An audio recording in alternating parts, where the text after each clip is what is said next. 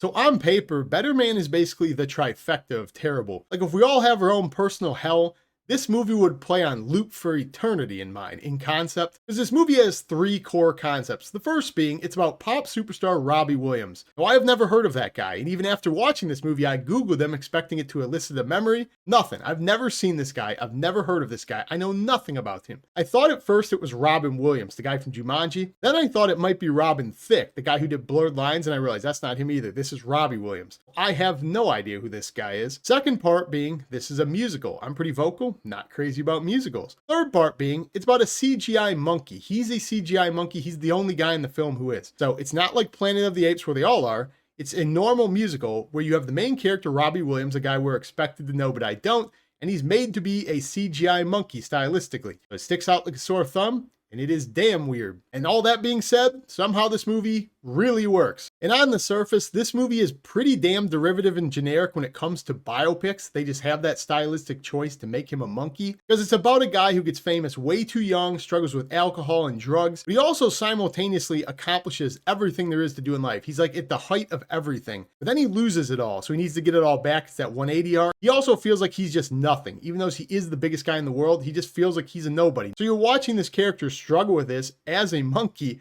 and it is one of the strangest movies I've ever seen, probably. In the first 15 minutes of this film, I was damn near ready for my eyes to roll into the back of my skull like Lily Rose Depp in Nosferatu. As it opens up and you're watching this kid who is a CGI monkey, not an actual kid. It's Robbie Williams, as I said, we're expected to know him. I don't know him. A lot of British humor, very dark tone to this. There's musical elements, and I was just sitting there like, yeah, this ain't it. Like, what did I get into? And let me just say this. Every person watching this review, you're probably hearing this or you read something about it or maybe you're skeptical. You're going to sit in that seat regardless of what you think. And this movie's going to start out and you are going to be highly skeptical. You're going to go, what did I get myself into? But as credit to this film, it really does break you down over time, where as it goes on, the ridiculousness of it kind of grows on you. You do get immersed in it, like the central plot of this movie as it moves along towards its conclusion. And that's a credit to the writing and the way this movie is put together, because it's very captivating when it otherwise could be very, very dull and stupid. I definitely wouldn't call this a comedy by any means, but it has comedic elements.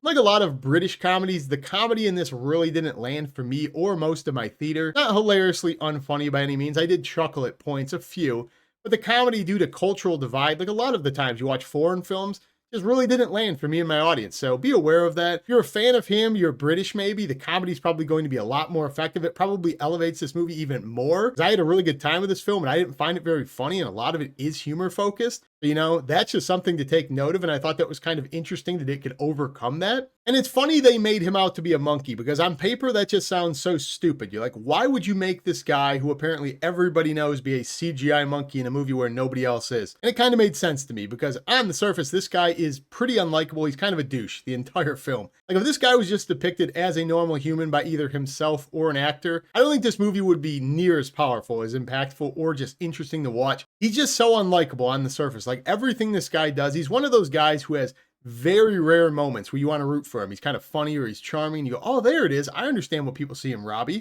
Then the next scene will happen and he is just the most unlikable, just douche. There's no other way to put it. But by making him a monkey and kind of exploiting how human nature is of feeling empathetic towards animals and just things that look more likable, it's easy to get past that and kind of connect to this character when otherwise you would just find him to be an irredeemable idiot. And I guess this is because Robbie Williams always viewed himself as an outcast, as a monkey, so he just wanted to visualize it on screen. It's an interesting contrast because of the type of music he sings, as I'll get into, but it kind of really works based on how he looks and the type of songs he sings and the tone of this film. It's something that you would never imagine would actually blend together the way it does. As I just said, this is a musical. You hear a lot of songs performed by him, which was an interesting choice. Again, musicals aren't always it for me, but combining his style of music, which I have never heard before, but I actually did enjoy for the most part, with the tone of this movie and what it's trying to say and explore, I think it's a good visualization of his music and what led him to write these types of songs. And his voice and his music just really fits this type of narrative style. So I think when people go back and they think about why this movie worked and what people thought was so unique about this film, it really all comes together only through his type of music. If he did this movie with Lady Gaga's music, I don't think it hits nearly as hard. The type of songs he sings, the lyrics, his delivery, I think it's really built for a visualization on a big screen of a biopic like this.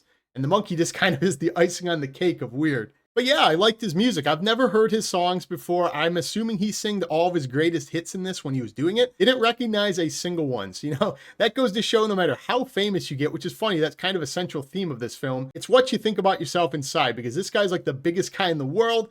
And me, and I'm sure a lot of other people, have never even heard of this guy. So you will never appeal and please everybody. Just do what you want, what makes you happy, because his music is good, but I'd still never heard of any of it. As this movie was going along, it was starting to escalate, and it was obviously getting a little bit more powerful and emotional, some of the themes they were exploring. And I thought I was going to make it through to the end without it affecting me, because I was like, okay, I understand. We've kind of seen this. I empathize with the guy. But a certain scene came on, I have to say, and I thought it was very relatable and very kind of powerful and sad. I started getting misty-eyed, so I almost made it out of this one without being affected. By the end, I thought it was very profound, and I thought it had a very powerful message that, at least for me personally, really resonated with me. So I definitely think it was memorable. I don't have a whole lot to say about this film. As I said, I like the music a lot more than I expected to. The CGI silly choice of making this guy a monkey is also effective as well. And I didn't know anything about this guy, but by the end of the film, I was kind of a fan of his. I liked his music. I liked what happened to him in life, how he overcame it. Well, I thought Better Man was one of the stranger movies I've seen in a very long time that somehow worked. It's just an incredibly well-made but original biopic that I think is worth watching if you're into it. I think it's worth buying on Blu-ray. So have you guys heard of or seen Better Man yet? Do you have any interest in seeing a biopic about Robbie Williams where he's a monkey? Comment down below, let me know. Or let me know what your favorite musical or biopic is. If you haven't subscribed yet, join me down below. Otherwise, I will see you in the next review.